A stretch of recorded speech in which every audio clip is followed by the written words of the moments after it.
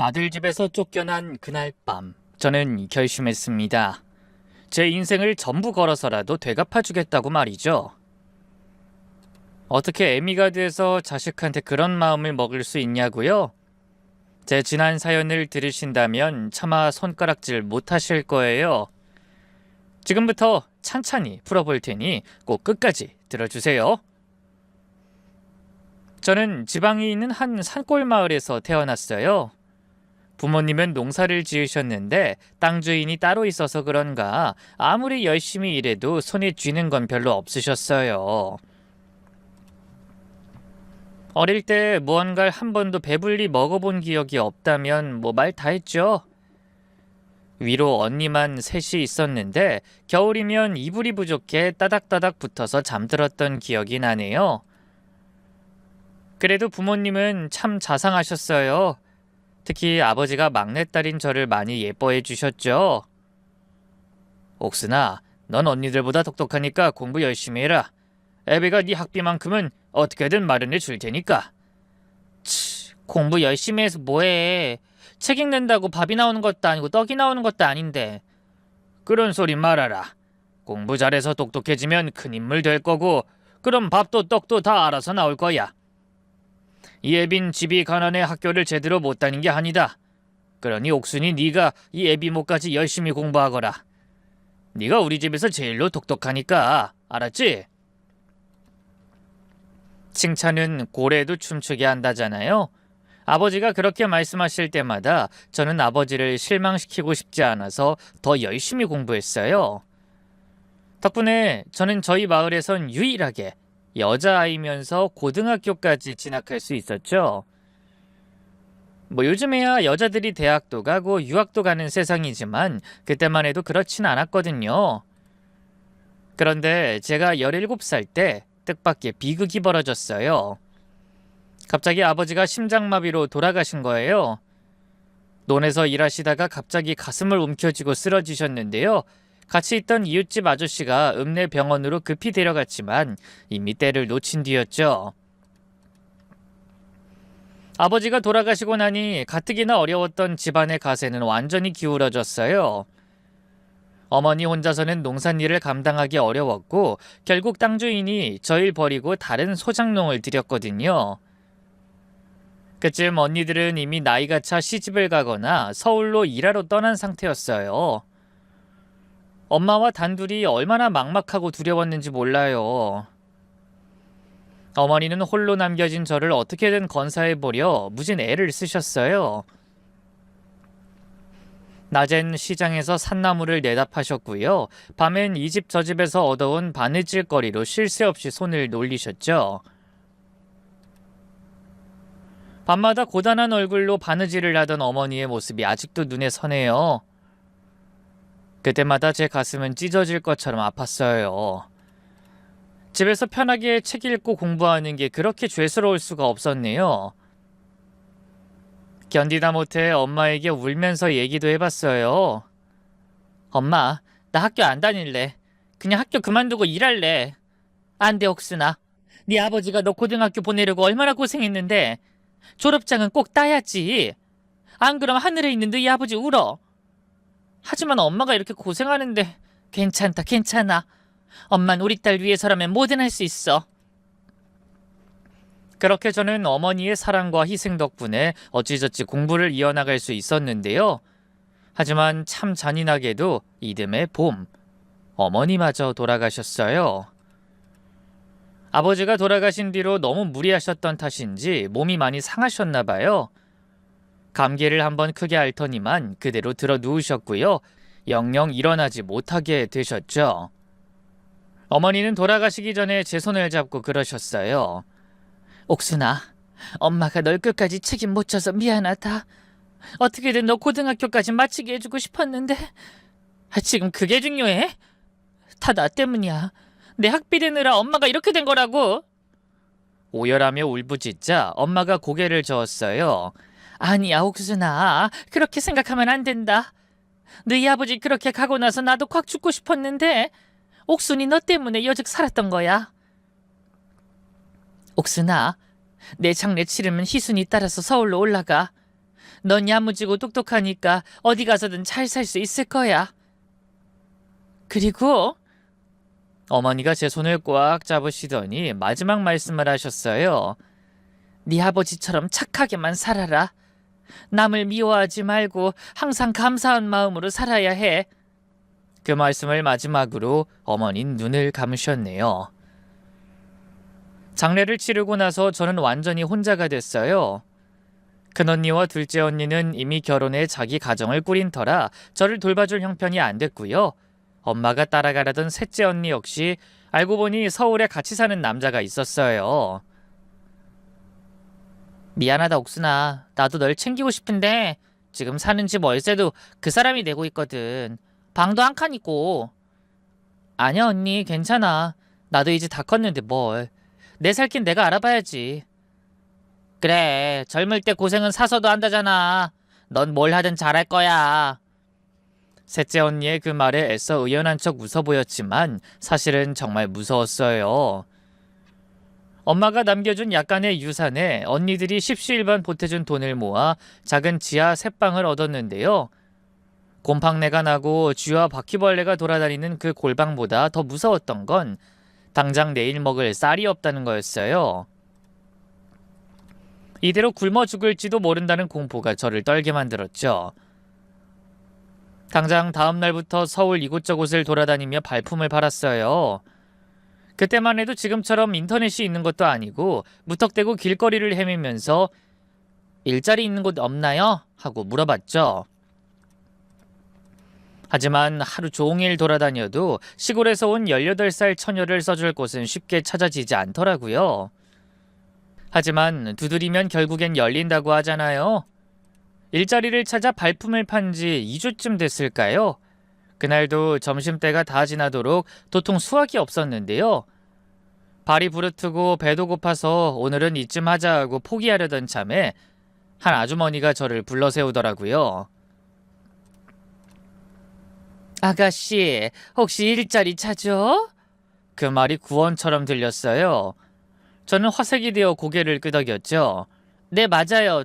저 몸도 튼튼하고요. 학교도 고등학교까지 다녔었어요. 뭐든 잘할 수 있어요. 뭐 중요한 건 일머리지. 일단 따라와봐. 좋은 집 하나 알고 있으니까.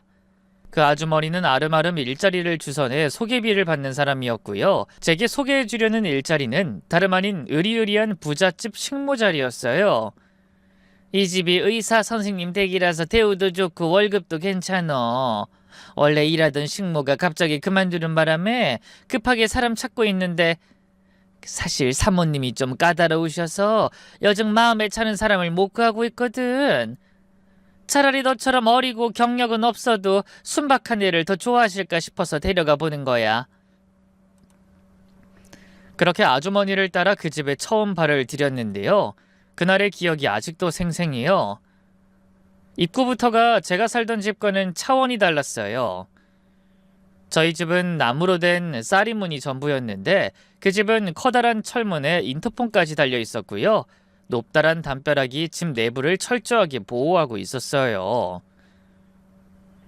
철문이 덜컥 열리고 마침내 그 집 안으로 들어갔을 땐 더욱더 놀랄 수밖에 없었는데요.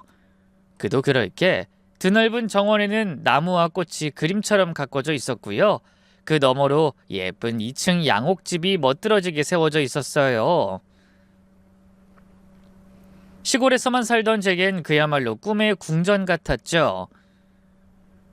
겉모습만큼이나 으리으리한 거실을 둘러보고 있을 때 주인집 사모님이 나오셨어요. 40대 초반쯤 되어 보였는데 무슨 텔레비전 드라마에 나오는 여배우 같더라고요. 우아하게 틀어올린 머리와 곱게 분칠한 얼굴, 차르르 윤이 흐르는 고급스러운 양장 원피스까지 저와는 아예 다른 인종 같았죠.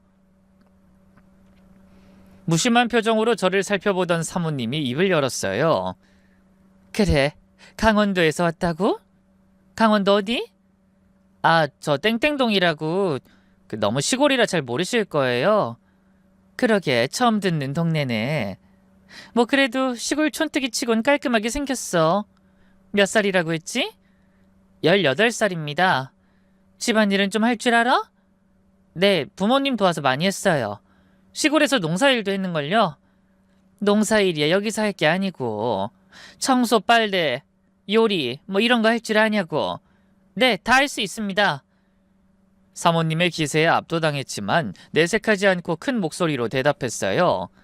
그만큼 간절했거든요. 다행히 사모님은 제가 마음에 든 눈치였어요.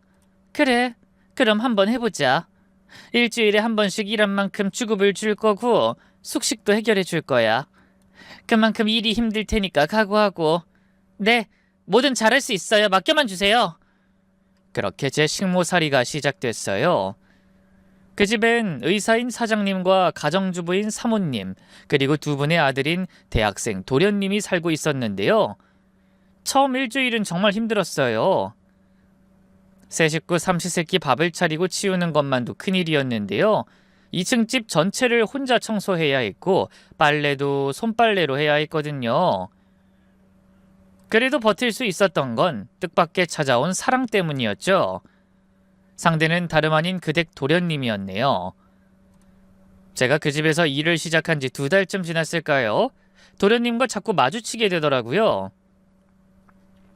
처음엔 그냥 인사만 하고 지나갔는데 어느 날부턴가 도련님이 제게 말을 걸기 시작했어요. 옥순아, 밥은 먹고 일하는 거야? 네, 먹었어요. 나도 아까 네가 만들어준 주먹밥 먹었어. 나 원래 그런 걸 별로 안 좋아하는데 이상하게 네가 만든 건 잘 먹힌단 말이야. 다정한 도련님은 그런 이빨린 말들을 자주 했어요. 뭐 크게 의미를 두지 말아야지 생각하면서도 자꾸만 가슴이 두근거리는 걸 막을 수 없었죠. 키도 크고 잘생기고 무엇보다 저를 무시하지 않고 정중하게 대해주시는 그분에게 어떻게 마음을 주지 않을 수 있었겠어요. 시간이 지날수록 도련님은 제게 더 잘해주셨어요. 제가 무거운 걸 들고 있으면 옥순아, 그거 내가 들어줄까? 하면서 대신 들어주고요. 시장에서 장을 보고 오면 고생했어, 많이 무거웠지? 하면서 인사를 해주곤 했죠. 처음엔 불편하고 어색하기만 했는데 시간이 갈수록 그분과 대화하는 게 하루 중 가장 즐거운 시간이 됐죠. 어느 날은 제가 마당에서 빨래를 널고 있는데 도련님이 책을 들고 다가와서 묻더군요. 옥순아, 나 오늘 학교에서 문학 수업 들었는데 정말 재밌었어. 이게 주제 도서였는데 읽어본 적 있어? 아니요, 학교 다닐 땐 많이 읽었는데 그만두고 나선 통 못 읽었어요. 그럼 이 책 한번 읽어볼래? 그리 어렵지 않으니까. 그 뜻밖의 제안에 깜짝 놀랐어요. 정말요? 하지만 제가 책을 더럽히면 어떡해요? 괜찮아, 더럽히면 또 사면 되지 뭐. 도련님이 빌려준 책은 다름 아닌 투르게네프의 첫사랑이었어요. 어찌나 재밌던지 밤을 새워가며 읽었더랬죠. 다음날 바로 도련님에게 책을 돌려주니 도련님이 깜짝 놀라더군요. 벌써 다 읽은 거야? 네, 너무 재밌어서 책장을 덮을 수가 없었어요. 그 말에 도련님이 웃음을 터뜨렸죠. 그리고는 기특하다는 듯 제 머리를 쓰다듬어 주더군요. 그 뒤로도 도련님은 제게 종종 책을 빌려주셨고요. 이런저런 책 얘기를 하면서 저희는 점점 가까워졌어요. 도련님 앞에서 저는 시골 촌뜨기도 식모도 아닌 한 사람의 기목순이었죠. 결국 저희는 넘어선 안 될 선을 넘고 말았어요. 도련님이 친구들과 놀다 술에 잔뜩 취해 들어온 날 제 방문 앞을 한참 서성거리다 문을 두드렸고요. 저는 도련님을 제 방 안으로 들이고 말았죠. 충동적으로 함께 보낸 하룻밤이었지만 도련님도 저도 후회하지 않았어요. 옥순아, 조금만 기다려. 나 대학 졸업하고 어디든 취직하면 그때 결혼하자. 저는 그 약속을 철석같이 믿었어요. 어렸고 그렇기에 어리석었죠. 그땐 몰랐어요. 남자의 마음은 손바닥 뒤집듯이 언제든 바뀔 수 있다는 걸. 저희 관계에 변화가 찾아온 건 사모님에게 들키면서부터였어요. 꼬리가 길면 밟힌다고 도련님이 제 방에 들락날락하는 걸 사모님이 본 거였죠. 그날 밤도 평소처럼 도련님이 제 방에 왔는데 1시간쯤 지났을까요? 갑자기 방문이 벌컥 열리더니 사모님이 들어오신 거예요. 저희들 다 깜짝 놀라 벌떡 일어났지만 이미 늦었죠. 사모님의 얼굴은 새하얗게 질려 있었고 눈에는 분노의 불꽃이 타오르고 있었어요. 이게 뭐야, 너희 더러운 년아! 사모님이 악을 쓰며 저에게 달려들었어요. 찰싹 뺨을 갈기는 소리가 방 안에 울려 퍼졌죠. 감히 내 아들한테 니까짓 년이 주제도 모르고! 도련님이 급히 말렸어요. 어머니 잠깐만요. 이건 제가... 닥쳐! 이 년이 널 유혹한 게 뻔하잖아. 그날 밤 저는 사모님에게 손찌검과 함께 온갖 모욕을 당했어요. 시골에서 올라온 고아 촌년이 감히 의사 집안 아들한테 손을 대? 어머니 이러지 마세요. 넌 가만히 있어. 도련님은 계속 저를 감싸려 했지만 사모님의 분노 앞에선 어린애처럼 작아질 뿐이었어요. 그날 새벽 저는 제 짐도 챙기지 못한 채로 쫓겨나고 말았죠. 그것으로 끝이었어요. 저는 도련님이 절 찾아오지 않을까 기대했지만 그런 일은 벌어지지 않았고요. 끓어오르는 배신감을 삼키며 그대로 모든 걸 잊으려 했지만 그때 이미 제 뱃속엔 도련님의 아이가 들어선 상태였어요. 만삭 때까지 홀로 어쩔 줄 몰라 하다 결국 도련님을 만나기 위해 그 집을 찾아갔죠. 근데 이미 그 집에 도련님은 없었어요. 미국으로 유학을 갔다 하더군요.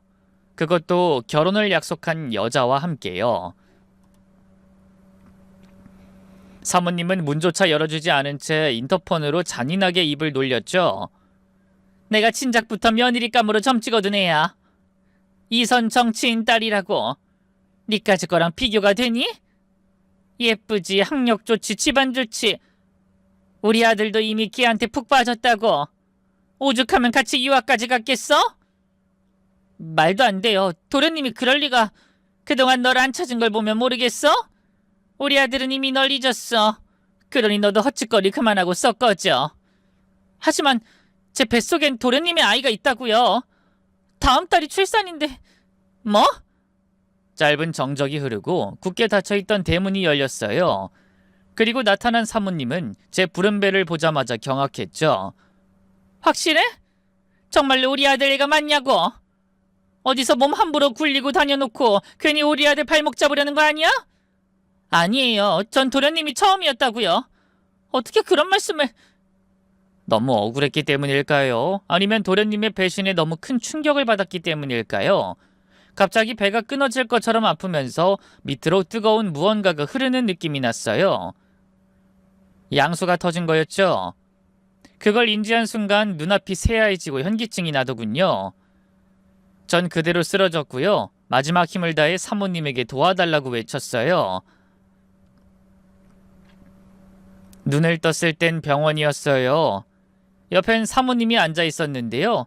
눈 뜨자마자 아이부터 찾는 제게 입술을 깨물며 고개를 가로젓더군요.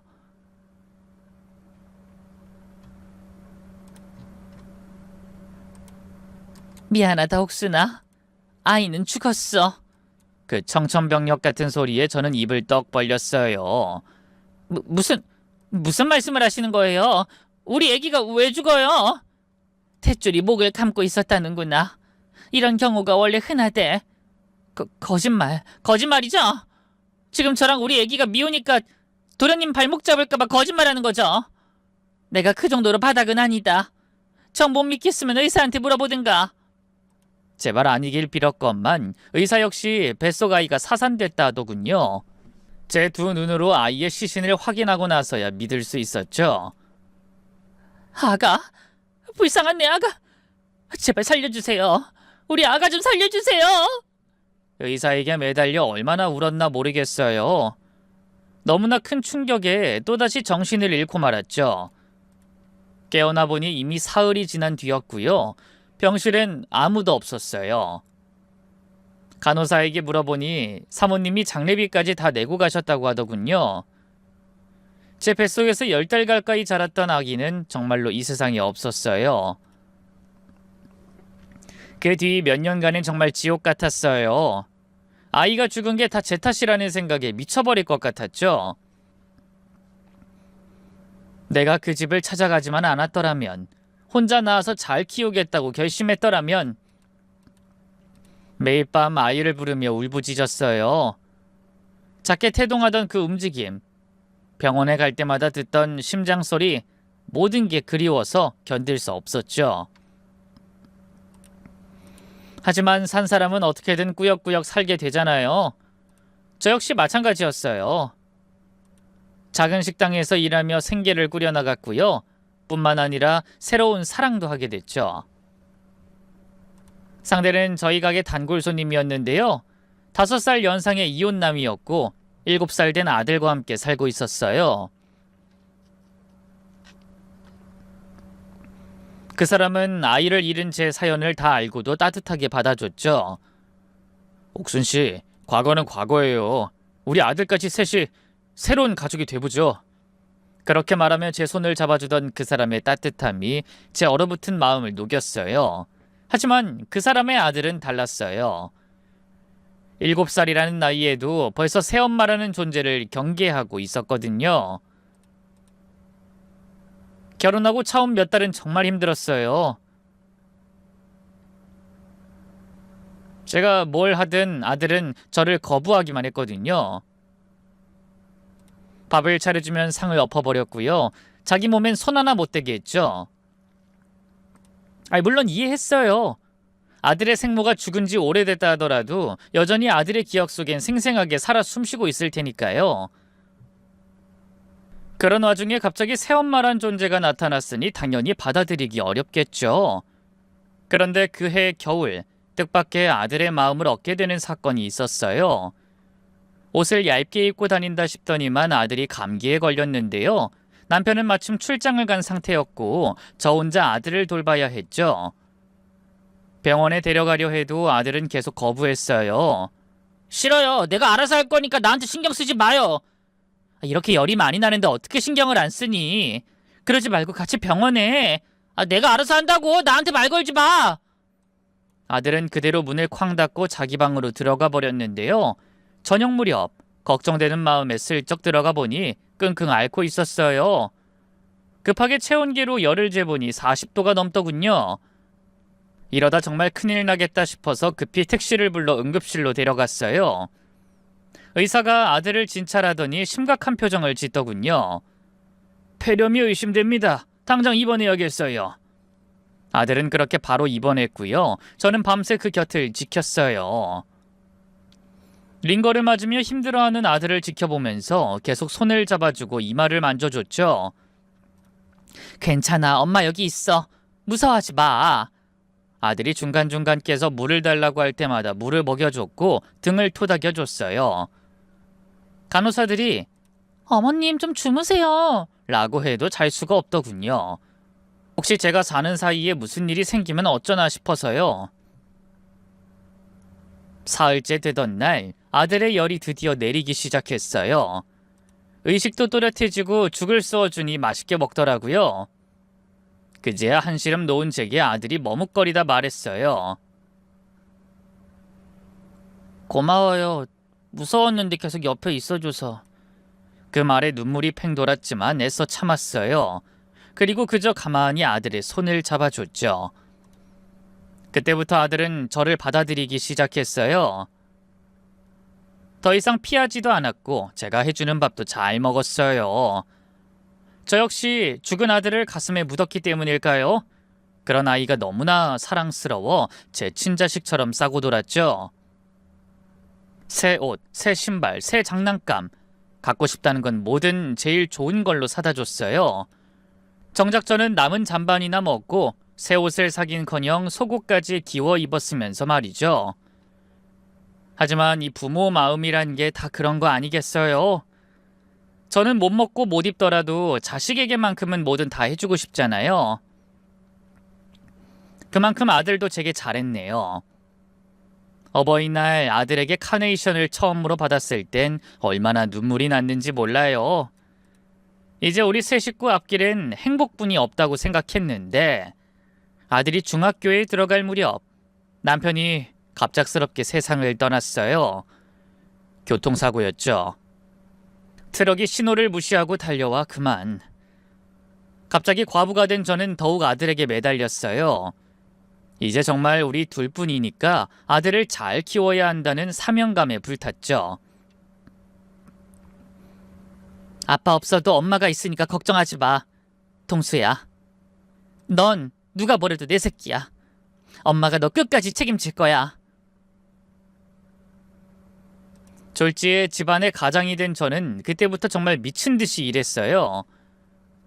새벽부터 저녁 때까지 식당 서빙 일을 하고 밤엔 건물 청소 일을 했죠.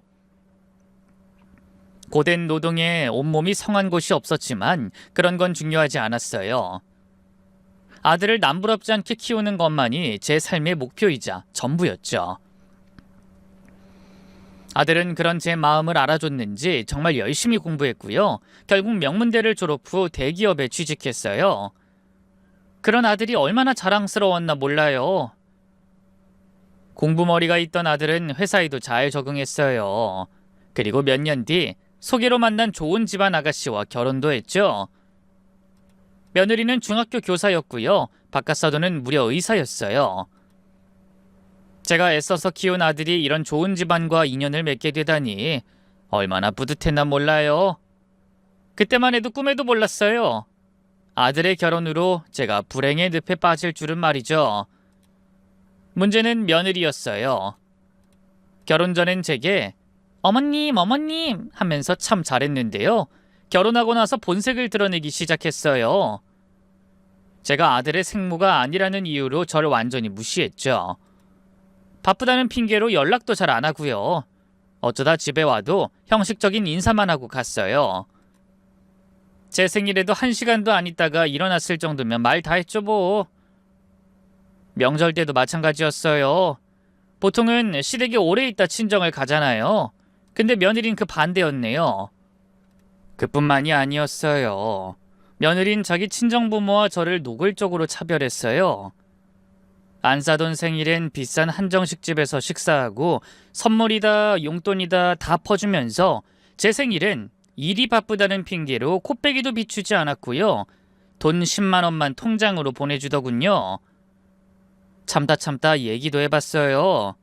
새아가 요즘 많이 바쁘니? 언제 한번 같이 밥이라도 먹고 싶은데. 죄송해요 어머님. 제가 요즘 너무 바빠서요. 다음엔 꼭 시간 낼게요. 하지만 며느리가 말하는 그 다음에는 영영 오지 않았죠. 제가 전화를 해도 지금 수업 준비 중이에요. 학부모 상담이 있어서요. 하면서 대충 넘어가고 반찬 좀 해다 준다 해도 결단코 됐다고 하더군요. 아이 차라리 싫다고 솔직하게 말을 하지. 그런 식으로 핑계를 대니까 더 속상하더군요. 아들은 완전히 며느리 편이었어요. 어머니, 집사람이 바쁘니까 그래요. 이해 좀 해주세요. 바쁘다는 건 순 핑계고 일부러 피하는 거 누가 모를 줄 아니? 내가 가겠다는데도 됐다며. 그거야 어머니가 반찬 만들어서 온다니까 그러죠. 저희 집에서 밥 잘 안 먹어요. 그리고 솔직히 시어머니가 집에 온다는데 반길 며느리가 어딨어요. 그때 알았어요. 아들이 변했다는 걸. 결혼 전엔 그렇게 효자였는데 결혼하더니만 지 색시가 우선이 된 거죠. 그런 아들 부부의 태도가 싹 달라진 건 손주가 태어나면서부터였어요. 애 키우는 게 오죽 힘들어요? 지들 둘이 어떻게든 해보려다 안 되겠는지 갑자기 어느 날 선물을 한아름 싸들고 절 찾아왔죠. 니들이 어쩐 일이냐? 생전 걸음도 안 타가. 에이 어머니도 참. 저희가 일부러 그랬어요. 이 사람 출산하고 몸조리하고 하느라 정신없어 그랬지. 아들이 멋쩍게 웃으며 대답하니 며느리가 바로 끼어들었어요. 아니야 여보. 우리가 그동안 어머님한테 너무 소홀하긴 했지. 죄송해요 어머님. 사실 제가 보기보다 낯가림이 좀 심해서 어머님이 계속 어렵고 불편했어요. 하지만 언제까지 이렇게 살 순 없잖아요. 그래서 말인데 아이 저희 집에 들어와서 사시는 건 어때요? 며느리의 갑작스러운 합가 제안에 얼마나 놀랐는지 몰라요. 제가 벙쪄서 아무 말도 못하자 며느리가 다시 입을 열었죠. 사실 어머님은 계속 혼자서 지내시는 거 이희도 그렇고 저도 마음에 걸렸거든요. 이제 연세도 있으신데 언제 아프실지 모르잖아요.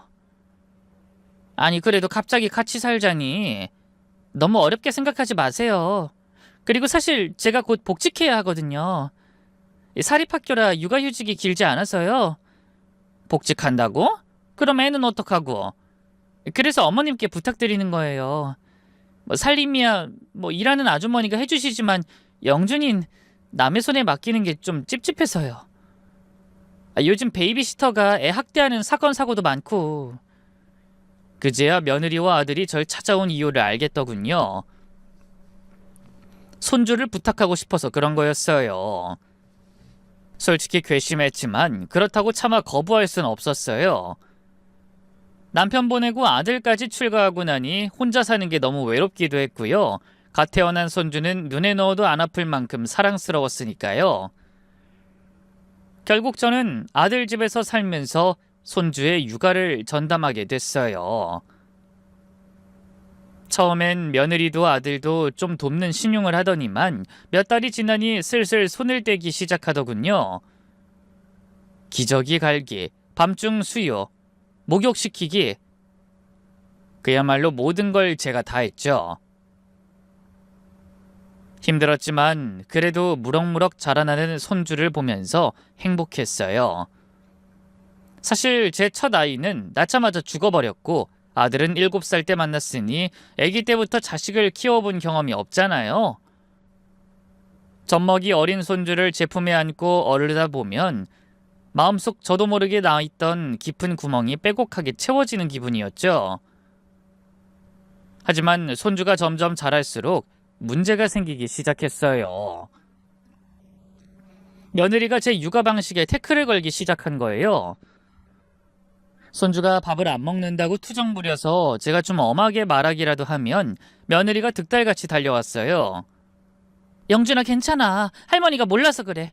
우리 영준이 먹기 싫으면 안 먹어도 돼. 그렇게 제 말을 뒤엎고는 뒤돌아 제게 눈살을 찌푸렸죠. 어머님, 요즘은 그렇게 하면 안 돼요. 아이 정서 발달에 좋지 않다고 하더라고요.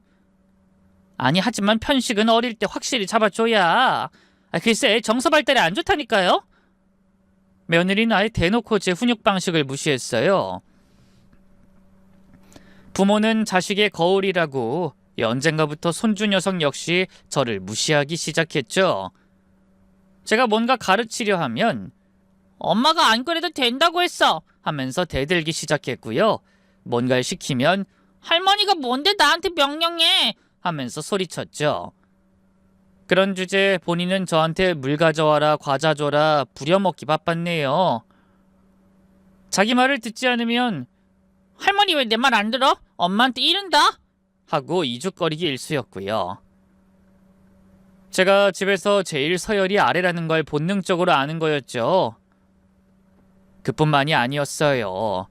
어느 날부턴가 손주가 저한테 이상한 말을 하기 시작한 거예요. 할머니 가짜야. 우리 아빠 진짜 엄마 아니니까 나한테도 진짜 할머니 아니야. 그러니까 말 들을 필요 없어. 가짜니까. 그 말을 들은 순간 온몸에 소름이 돋았어요. 겨우 5살짜리 아이 입에서 그런 말이 나오다니. 며느리가 뒤에서 뭔 소리를 했는지 뻔했죠. 예, 너 대체 애한테 뭐라고 한 거니? 뭐라고 했길래 영준이가 나한테 가짜 할머니라는 소리를 해? 네? 갑자기 그게 무슨... 전 별말 안 했어요. 아무 말 안 했는데 영준이 혼자 날 가짜 할머니라고 한다고? 애가 그냥 뭘 모르고 하는 소리겠죠. 어린애가 하는 말을 뭘 그렇게 귀담아 들으세요. 참다 며느리에게 따져봤지만 며느린 딱 잡아댔어요. 아들 역시 제가 예민한 거라며 지 마누라 편만 들었죠. 애초에 기대도 하지 않았지만요. 그쯤 되니 저도 손주 육아고 뭐고 다 때려치고 싶었지만 그러자니 당장의 생계가 걱정이었어요. 뭐 제가 살던 집이야 그대로였지만 워낙 빈집으로 오래 둬서 손볼 곳이 많았고요. 무엇보다 일을 그만둔 지 너무 오래돼서 밥벌이 할 만한 마땅한 일자리가 없었죠. 황혼 육아로 경력이 단절된 늙은 여자를 누가 써주겠어요. 그래서 어찌저찌 참고 살았는데 손주가 6살이 되던 해 기어이 사달이 났어요. 당시 저는 거실에서 빨래를 개고 있었는데요. 손주가 장난감 자동차를 갖고 놀다가 갑자기 제 정강이를 발로 세게 찼어요. 너무 아파서 비명이 절로 나왔죠. 간신히 아픔을 꾹 참은 채 손주에게 물었어요. 영준아, 왜 할머니를 차니? 할머니가 자리 차지하고 있어서 짜증나. 비켜. 손주가 뻔뻔하게 대답하더군요. 미안하다는 기색도 없이 오히려 저한테 화를 내는데 이대로는 안 되겠다 싶더라고요. 그전까지 저는 손주를 크게 혼낸 적이 한 번도 없었거든요. 며느리가 조금만 싫은 소리를 하려고 해도 득달같이 달려와 그러지 말라고 했으니까요. 원래는 그런 며느리의 육아관을 존중하려 했는데요. 하지만 이렇게 마냥 오냐오냐 해선 아이를 망칠 것 같더라고요. 그래서 짐짓 엄한 표정으로 손주에게 말했어요. 영준아, 어른한테 그러면 안 된다. 할머니가 아프잖아. 그리고 때렸으면 미안하다고 사과를 해야지. 싫어. 할머니가 나빠. 가짜 할머니한테 사과 안 해. 손주는 이번에도 어김없이 크게 소리치며 반항했어요. 저도 질세라 아이의 팔을 딱 잡고 언성을 높였죠. 떼끼, 어디 할머니한테 그런 말을 해? 영준이 너 정말 이 할머니한테 혼나볼 테야? 그러자 손주가 갑자기 왕 울음을 터뜨렸어요. 때마침 퇴근하고 돌아온 며느리가 그 모습을 보고 달려왔죠. 뭐야? 영준이 너 왜 울어? 엄마, 할머니가 때렸어. 뭐? 며느리가 손주를 안곤 절 노려봤어요. 어머님 지금 뭐 하신 거예요? 진짜로 저희 영준이 때렸어요? 아니, 나 안 때렸어. 그냥 혼만 좀 내려고. 아니, 얘가 나를 발로 차지 뭐냐. 이런 버릇은 고쳐야. 고치긴 뭘 고쳐요? 어머님 친손주도 아닌데. 뭐? 그게 무슨 말이냐? 친손주가 아니라니. 그이가 어머님 친자식이 아닌데 당연히 우리 영준이도 친손주 아니죠. 어머님이랑 피 한 방울 안 섞였는데 무슨 권리로 남의 자식을 때려요? 며느리의 말에 기가 막혀 헛웃음이 나왔어요. 남의 자식이라고요? 지난 6년간 내 몸이 부서져라 애지중지 손주를 키워왔는데 내가 남의 자식을 6년간 밤낮으로 키웠다고? 그동안 너도 아범도 일 핑계로 영준이 나 몰라라 했잖냐? 영준이를 누가 키웠는데 똥기저귀 갈고 씻기고 입히고 누가 다 했는데? 그깟 걸로 생색내지 마세요. 대신 꽁으로 이 집에서 먹고 자고 하셨잖아요. 돈 한 푼 안 줘놓고 며느린 대단한 대가를 지불한 듯 굴더군요. 더는 참을 수가 없어 달려가 며느리의 뺨을 올려붙였어요. 이패연 망덕한 년. 뭐? 생색?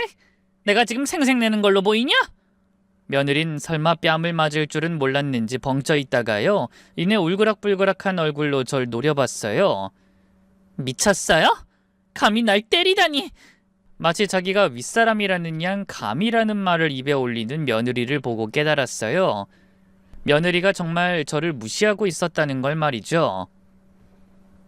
모멸감에 며느리의 뺨을 한 대 더 올려붙이려 했는데요. 바로 그때 현관문이 열리면서 누군가 들어왔어요. 다름 아닌 아들이었죠. 며느린 아들을 보자마자 달려가 눈물바람을 했네요. 여보, 어머님이 방금 나 싸대기 때린 거 알아? 뭐? 어머니가? 그래. 영준이 때렸다기에 내가 그러지 말라고 했더니 나까지 때렸다고. 어머니, 이 사람 말이 사실이에요? 아들이 무서운 표정으로 저를 노려봤어요. 저는 떨리는 목소리로 아들에게 해명했죠.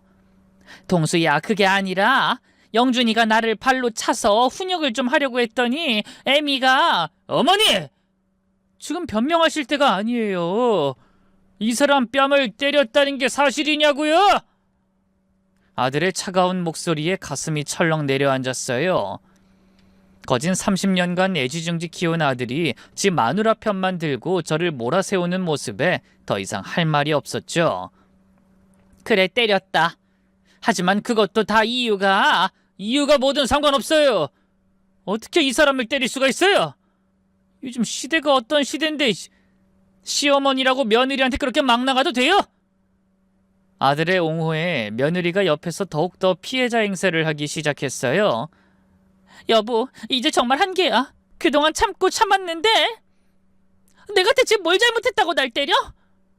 나 우리 엄마 아빠한테도 맞아본 적 없어. 그리고 난 그렇다 쳐. 어떻게 우리 영준이한테까지. 그 말에 아들이 길게 한숨을 내셨어요. 그리고 저를 향해 너무나 충격적인 말을 했죠. 어머니, 이런 식으로는 더 이상 같이 살 수 없을 것 같아요. 아들의 말에 순간 머리가 하얘졌어요. 통수야, 그게 무슨 말이니? 같이 살 수 없다니? 어머니, 솔직히 말씀드릴게요. 영준이도 이제 6살이고 곧 초등학교에 들어가요. 더 이상 어머니 손이 필요할 나이 아니라고요. 며느리가 거들었어요. 맞아요. 그리고 저도 불안해서 더는 영준이 어머님한테 못 맡기겠어요. 저 모르게 또 어딜 때릴 줄 알고요. 서로 더 감정 상하기 전에 여기서 정리하는 게 맞는 것 같아요. 그동안 고생 많으셨는데 이제 어머님도 편하게 지내세요. 편하게 지내라니. 그럼 나보고 어디로 가라는 거냐? 어머님 집이 있잖아요. 내일부터 어머님 집에서 지내세요. 며느리의 잔혹한 통보에 온몸이 떨렸어요.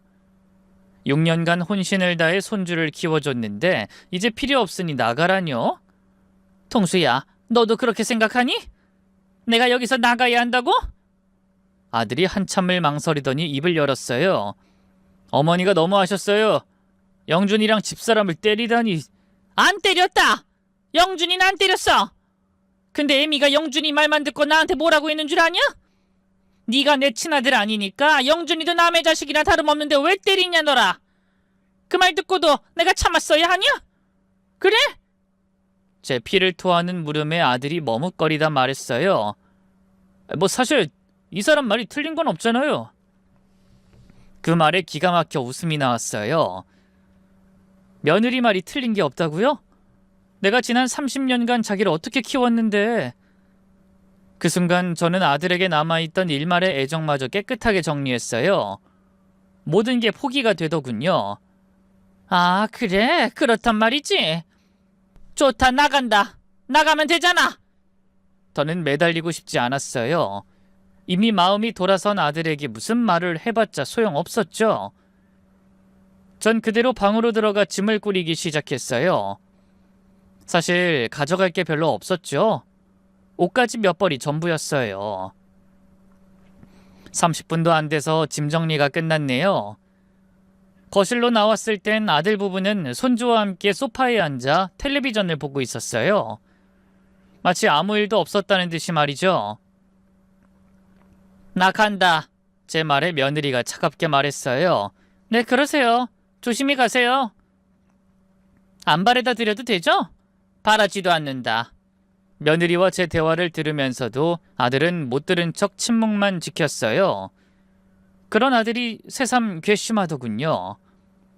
그때 잠자코 있던 손주가 입을 열었어요. 할머니 어디가? 제가 뭐라 대답하기도 전에 며느리가 재빨리 끼어들었어요. 영준아, 할머니는 이제 우리 집에 안 사셔. 할머니 집으로 가시는 거야. 왜? 할머니가 뭘 잘못했는데? 아까 영준이도 봤지?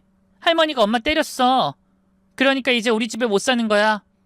아싸! 그럼 이제 할머니 방 내 장난감방 할래. 그 부모의 그 자식이라고 어린 손주 역시 배은망덕하긴 마찬가지였어요.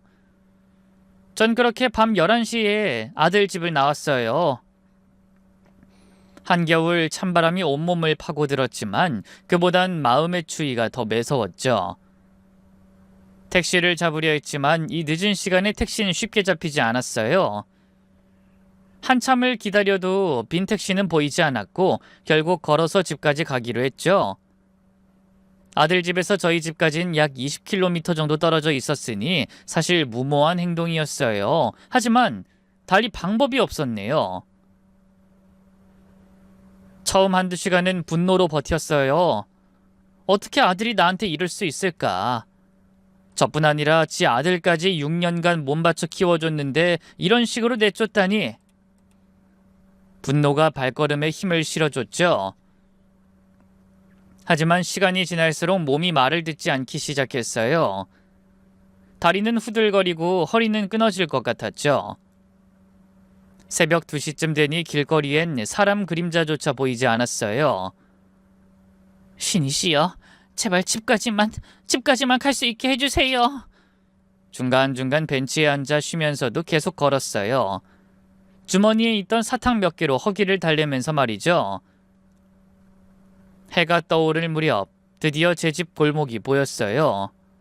하지만 그때 갑자기 다리에 힘이 풀리면서 그 자리에 주저앉고 말았어요.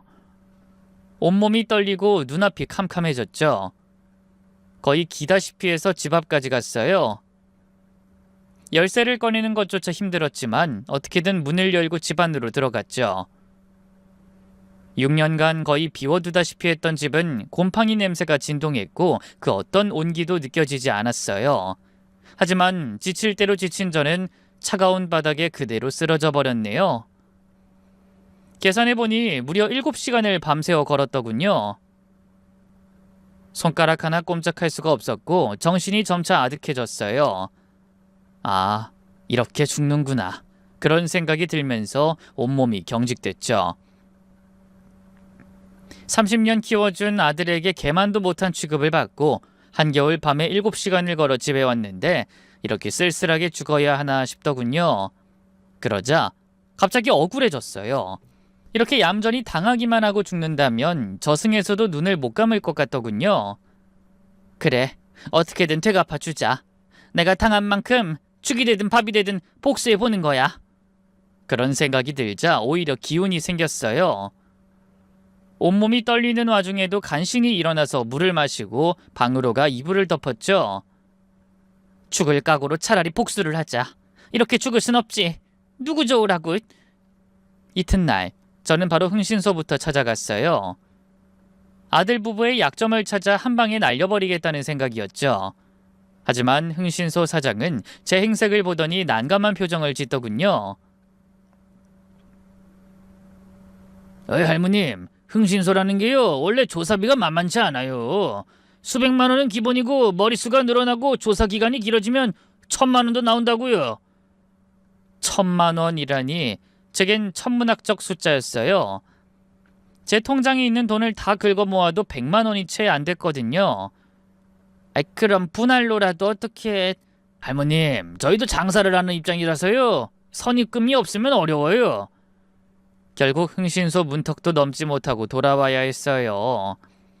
그 다음엔 변호사 사무실도 찾아가 봤는데요. 법적으로 아들과 며느리를 단죄할 수 있는 확실한 방법은 없더군요. 만약 패소한다면 어마어마한 소송비까지 제가 물어야 했고요. 결국 저는 그곳에서도 쓸쓸히 돌아 나올 수밖에 없었죠. 얼마나 절망스러웠는지 몰라요. 내가 할 수 있는 건 아무것도 없구나 싶어서 말이죠.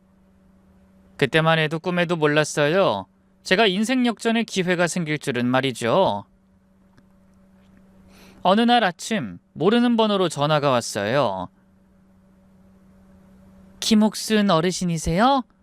네, 맞는데요. 누구세요? 그 땡땡보육원에서 연락드렸어요. 사실 저희가 가족찾기 프로젝트를 진행하고 있는데요. 어릴 때 저희 보육원에서 지내던 분 중에 어르신을 찾고 계신 분이 있어서 연락드렸어요. 저를 찾는다고요? 누가요? 미국에 사시는 한국계 미국인 분인데요. 어르신이 본인의 친어머니라고 하시네요. 그 순간 머리가 하얘졌어요. 네? 그게 무슨... 전 자식이 없어요. 아니, 낳은 적은 있는데 태어나자마자 죽었는데?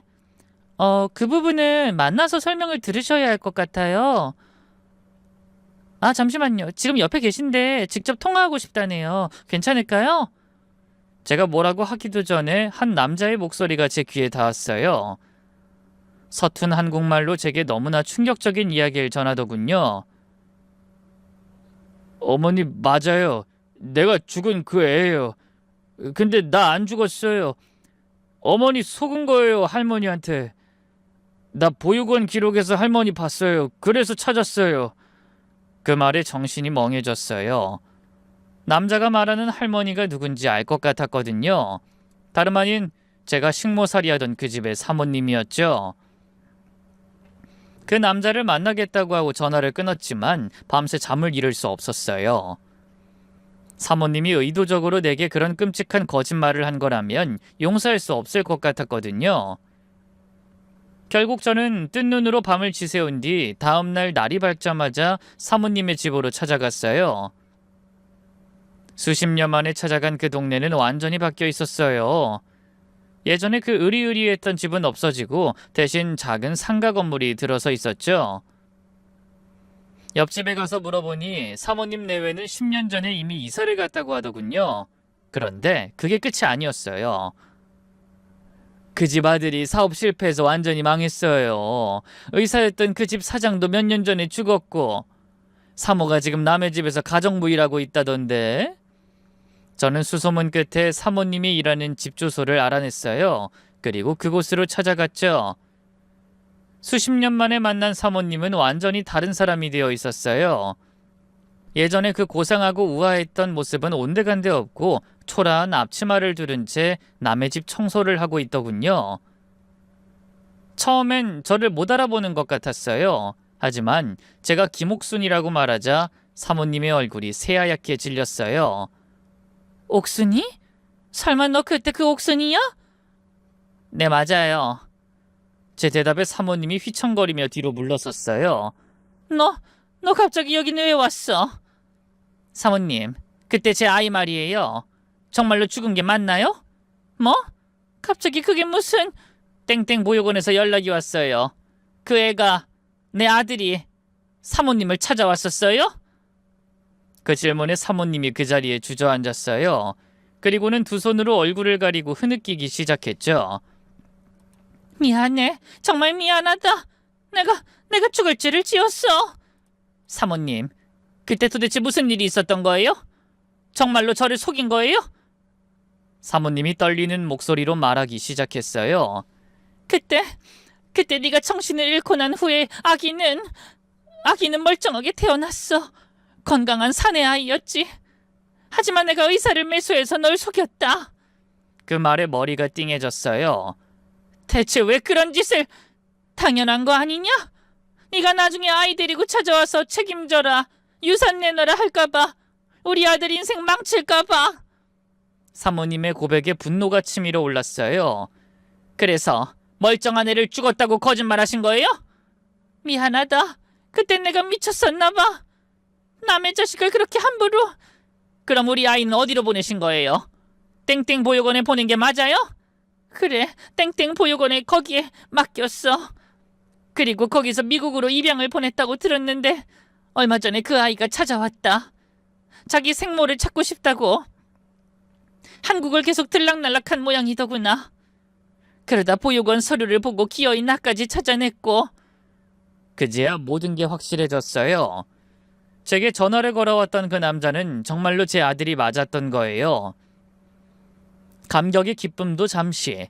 눈앞에 사모님이, 아니 그 늙은 여자가 못 견디게 증오스러워졌어요.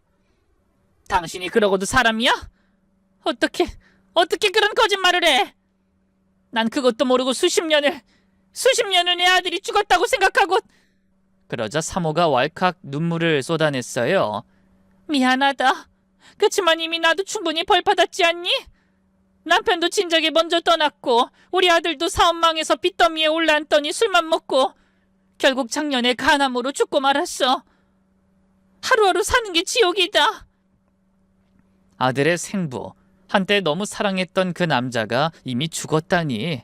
하지만 충격도 잠시. 조소가 절로 새어나오더군요. 그러게요. 그 인간도 당신도 벌 받았네요. 제 말에 사모는 아무 말도 못하고 입술만 짓씹었어요.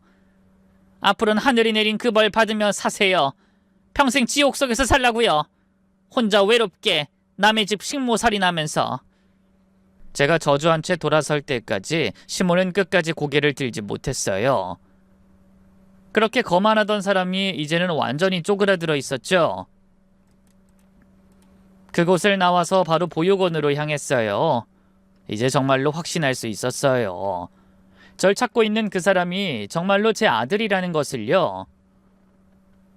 보육원 상담실에 들어서니 남자가, 아니 제 아들이 절 기다리고 있었어요. 보자마자 단박에 알겠더군요. 내 아들이라는 걸. 아들 역시 절 보자마자 벌떡 일어났어요. 어머니. 아들의 눈에서 눈물이 흘러내리고 있었어요. 저 역시 가슴이 벅차올랐죠. 정말로 우리 아가야? 네, 어머니, 저예요. 어머니, 당신이 정말 그리웠어요. 날 낳아주신 분을 정말로 만나고 싶었어요. 나랑 똑같이 생겼네요. 꿈만 같았어요. 죽은 줄로만 알았던 아들이 제 앞에 있었어요. 저도 모르게 눈물이 쏟아졌죠. 우리 아가, 우리 아가. 어머니 보고 싶었어요. 더 빨리 만나고 싶었는데. 지금이라도 만난 게 어디야? 엄만 네가 이렇게 살아있다는 것만으로도 충분해. 그렇게 저는 아들과 감격의 해우를 했고요. 근 한 달을 거의 매일같이 만나면서 서로의 삶을 공유했어요. 아들은 미국에서 IT 쪽 일을 하는 꽤 잘나가는 사업가였어요. 이미 결혼해서 자식도 있다 하더군요. 그리고 아들 역시 그간의 제 과거를 다 알게 됐죠. 어머니, 이번에 한국에 진출하려고 지점을 설립했어요. 제가 이제 어머니를 모시고 살 거예요. 아니야, 너도 네 생활이 있을 텐데. 어머니, 그동안 못다한 효도하고 싶어요. 근데 어머니가 그동안 어떻게 지내셨는지 자세히 얘기해 주세요. 저는 망설이다 그동안 있었던 이야기를 모두 털어놨어요. 특히 지난 30년 동안 친자식처럼 키웠던 양아들에 대한 배신과 모욕, 그리고 최근에 벌어진 일까지. 아들은 제 이야기를 듣더니 얼굴이 점점 굳어졌어요. 어머니, 그런 인간들을 어떻게 용서할 수 있어요? 며느린 그렇다고 쳐도 아들은 그렇게 배신하면 안 되죠. 그러게나 말이다. 그래서 나도 나름 복수하려고 이리저리 알아봤는데 쉽지 않더라. 걱정 마세요. 제가 모든 걸 해결해 드릴게요. 그때부터 제 인생이 완전히 바뀌기 시작했어요. 아들은 제게 고급 아파트를 얻어줬고요. 전용 운전기사와 가정부까지 붙여줬어요. 수십 년간 고생만 하던 저로선 꿈같은 생활이었죠. 이후 아들은 복수를 위한 큰 그림을 그리기 시작했어요. 어머니, 이제 그 사람들한테 복수를 시작할 거예요. 어머니가 당하신 만큼 똑같이 갚아줄 거예요. 너까지 나설 필요는... 난 이제 됐다. 널 만났으니 이제 다른 건 아무것도 필요 없어. 어머니, 착하신 건 좋지만 악한 사람들에겐 그에 맞는 벌이 있어야 해요. 어머니를 그렇게 괴롭힌 놈들을 절대 가만 안 둘 거예요. 아들의 눈에서 차가운 기운이 느껴졌어요. 미국에서 성공한 사업가답게 복수를 위한 치밀한 계획을 세우고 있는 것 같았죠. 그리고 며칠 뒤 그 계획이 실행에 옮겨지기 시작했어요. 우선 아들은 며느리로부터 표적으로 삼았어요. 어머니, 우선 며느리부터 손봐드릴게요. 제가 조사해보니 그 여자 교사면서 불법 과외를 하고 있더라고요. 아들이 보여준 자료를 보니 정말 깜짝 놀랐어요.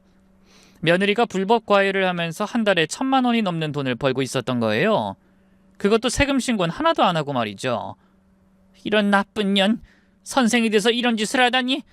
어머니, 이제 이 자료를 교육청과 국세청에 신고할 거예요.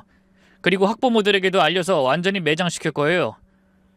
아들은 바로 실행에 옮겼어요. 얼마 뒤 결과가 나타나기 시작했죠. 교육청에서 며느리의 학교로 감사관들이 들이닥쳤고요. 국세청에서도 세무조사를 시작했죠. 며느린 뭔가 감이 왔던 걸까요? 제게 전화를 걸어 묻더군요. 어머님이 그러신 거예요? 뭐가 말이냐? 저 과외한다고 교육청이랑 국세청이 찌른 거야. 뭐 우리 아들이 한 거니 내가 한 거라고 볼 수 있죠. 아들이라니... 그 이 말하는 거예요? 아니, 그놈은 더 이상 내 자식이 아니지. 나 젊을 적에 낳았다 사산한 아이가 있다고 했지. 아이, 그 아이가 살아있었지 뭐냐? 며느린 놀라던 것도 잠시 다급하게 말했어요. 그래서 그 친아들 이용해서 제게 복수라도 하겠다는 거예요? 복수라고 하면 너무 거창하고 그냥 내가 당한 만큼 갚아주겠다는 거지. 어머님, 정말 이러실 거예요? 며느리는 울컥해 쏘아붙이던 것도 잠시 이내 가증스런 목소리로 애원했어요. 어머님, 제발요. 제가 지난번에 실수한 건 사과드릴게요. 그러니까 신고 넣은 거 취소해주세요. 제 인생이 걸린 문제라고요. 네 인생? 네가 날 핍박하고 내쫓을 땐 내 인생 생각하고 한 거니? 어머님 잘못했다잖아요. 제발요. 이제 와서 빌어봤자 소용없어. 네가 뿌린 대로 거두는 거야. 전 그대로 전화를 끊어버렸어요. 며느리의 처절한 목소리가 귀에 맴돌았지만 조금도 동정심이 들지 않았죠. 며칠 뒤 언론에 며느리에 대한 기사가 났어요. 땡땡 중학교 교사 불법 과외로 연 1억 2천만 원 챙겨 세금 탈루 혐의까지. 기사가 나자마자 학부모들 사이에서 난리가 났어요. 그 선생 우리 애는 대충 가르치면서 과외 받는 애들만 신경 썼구나. 아우, 과외비를 그렇게 많이 챙겨놓고 세금도 안 냈다고? 정말 뻔뻔하네. 분노한 학부모들이 집단으로 교육청에 민원을 넣었고요. 며느리는 결국 교사 자격이 정지됐어요. 그뿐만 아니라 거액의 세금과 가산세까지 물어야 했죠. 하지만 아들의 복수는 거기서 끝나지 않았어요. 어머니, 이제 시작이에요. 어머니 며느리 집안에서 운영하는 병원에도 문제가 많더라고요.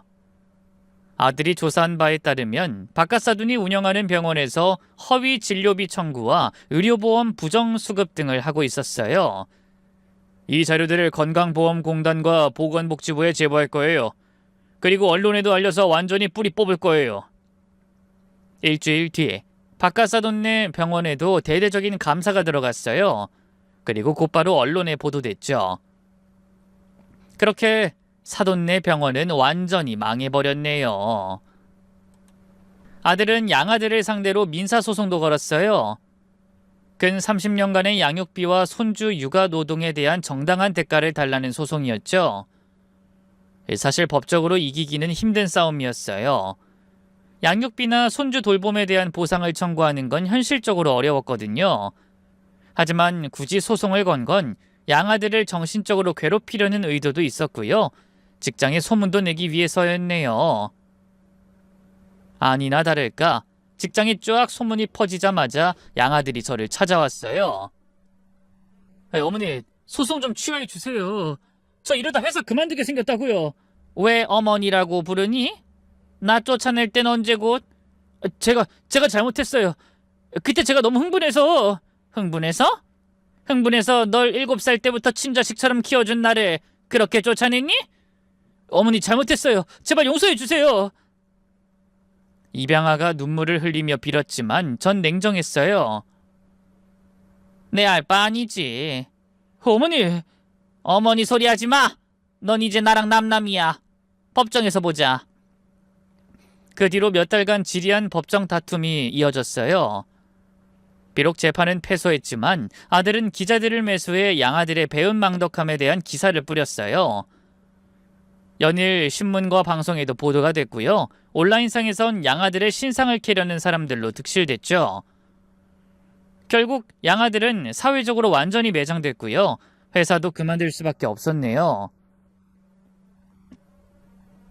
동료들의 시선이 너무 차가웠거든요. 이후 양아들은 이직하긴커녕 사업을 하겠다면서 있는 돈 없는 돈 죄다 끌어모아 투자를 했는데요. 사업의 사자도 모르면서 그게 될 리가 있겠어요? 결국 다 말아먹고 빚더미에 올라앉았어요. 며느리와도 이혼하고 지금은 혼자 막노동을 하며 산다더군요. 며느리 역시 망해버린 친정에 기대지도 못하고 혼자 힘들게 손주를 키우며 산다 하대요. 저는 친아들과 함께 행복하게 살고 있어요. 아들은 저를 위해 계속 한국에 머무는 걸 택했고요. 지금은 며느리와 손주까지 한국에서 함께 살고 있답니다. 긴 얘기 들어주셔서 감사합니다. 여러분도 가족의 소중함을 잊지 마세요.